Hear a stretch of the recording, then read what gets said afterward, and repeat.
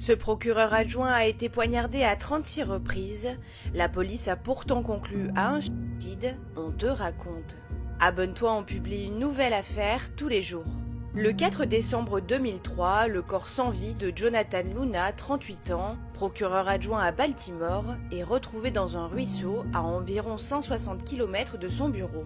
Il a reçu 36 coups de couteau autour du cou et des épaules, mais ce n'est pas la cause de sa mort. Selon l'autopsie, il s'est noyé. Certaines de ses blessures pourraient être des marques de torture. Né dans le Bronx de parents modestes, Jonathan Luna avait gravi les échelons par son travail acharné. Devenu assistant procureur fédéral à Baltimore, il traitait des dossiers sensibles concernant la drogue, la pédopornographie entre autres. Côté vie privée, il était marié à une médecin et père de 2 enfants. Mais derrière cette apparente vie stable, il y avait plusieurs ombres au tableau.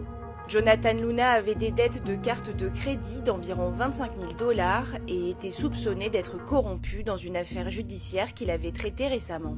En conflit avec son nouveau supérieur, il avait d'ailleurs engagé un avocat. Le soir du 3 décembre 2003, Jonathan Luna préparait un accord de plaidoyer dans une affaire de trafic de drogue. Vers 21 h, il a téléphoné à un avocat de la défense pour l'informer qu'il lui faxerait le document avant minuit. Mais à 23 h 38, il a quitté précipitamment son bureau sans ses lunettes, dont il avait pourtant besoin pour conduire, ni même son téléphone ou son ordinateur portable. Il est ensuite monté à bord de sa voiture.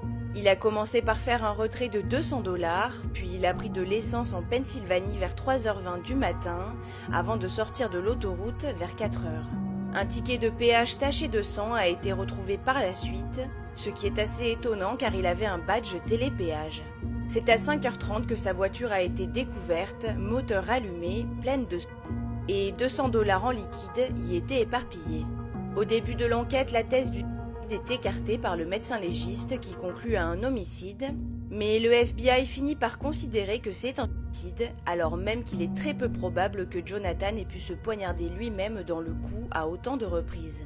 Ils affirment que l'homme aurait mené une double vie, notamment parce qu'il avait des comptes bancaires cachés, plusieurs prêts suspects et un profil sur un site de rencontres en ligne. Cela l'aurait donc poussé à mettre fin à ses jours. Contacté par les médias, sa femme ne s'est jamais exprimée et aurait depuis quitté le pays.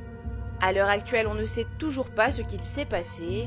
En 2020, des documents d'autopsie perdus ont été retrouvés dans les archives du comté, mais la procureure les fait immédiatement sceller, affirmant qu'ils pourraient compromettre l'enquête.